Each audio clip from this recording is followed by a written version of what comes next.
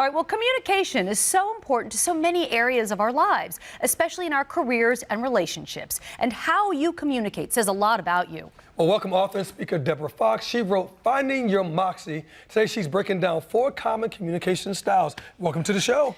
Thank you. Yes. Thank you. I love coming here. Oh, we love having you here, Deborah. Okay, 4 different communication styles. The first kind that you want to talk about is passive. How do you define that? Right. Passive is allowing things to happen or allowing people to do things that you don't approve of, but you don't stand up for it either. You don't say anything, you don't set a boundary, and then that's when we kind of get into that, I let it happen, but I didn't really appreciate it, and then we brew and we stew, and I know we've talked about that before. We brew and we stew and we kind of show up and throw up on people, right? Because we get angry about it. Well, because resentment builds, and then you Right. get to your blowing up point. Exactly. So passive is not necessarily a great way to communicate. Yeah, no, passive is not.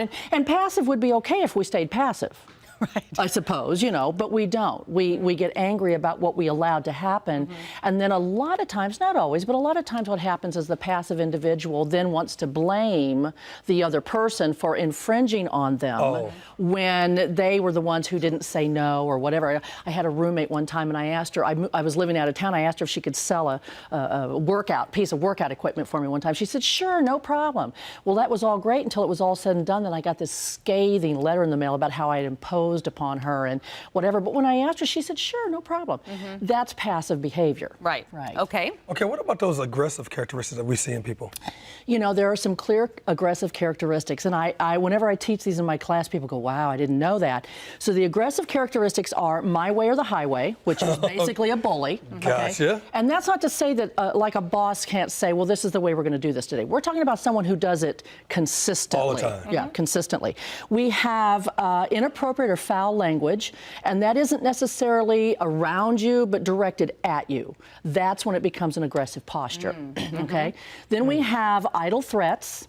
All right, so that's threats that you make that might not be founded, you can't support, you can't back it up, but you're threatening people for the purpose of intimidation. Oh, don't like that. Yeah, don't like that. We have in your face or in your space, so that's people who maybe lurk or hang around or they get in your space or in your face. And you know, you can get in somebody's face from clear across the room. I know, right? Pointing at people and whatnot. That finger comes out, absolutely. Then we have personal attacks, and I think we'd all agree that if somebody, you know, slaps you, that's definitely an aggressive posture, but we can make personal attacks verbally as well, and that's an aggressive posture. And then the last one is when we feel that others have no rights.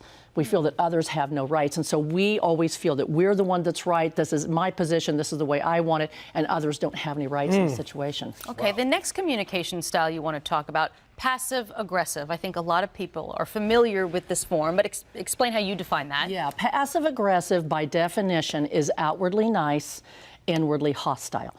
Okay, so the example that I just described a moment ago, she was very outwardly nice to me. Sure, that's fine, I'd be glad to help, but inwardly, it was brewing and stewing until she allowed anger to give her the courage to address it with me. And that was what constituted the passive-aggressive, right? So, And that's not really an effective communication style for anyone. It's not good if you're that person communicating that way or if you're receiving it. The next one, assertive. yes.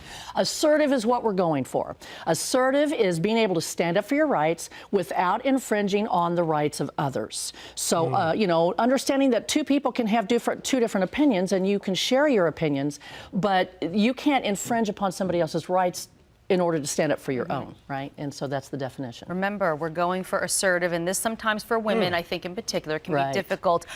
Look for Deborah on Facebook. It's facebook.com/Deborah Fox Speaker. That's where you can find her on Facebook. If you go there too, you'll read about her Moxie Women's Network. We're out of time to talk about that. That's but, okay. but if you find her on Facebook, you'll get all the information, or check out her website, or better yet, buy her book, Finding Your Moxie. It's great. It's a great book, and Deborah, you're fantastic. Fantastic. Thank you. Absolutely Thank you. fantastic. Thanks. And assertive. I like that. Thank you.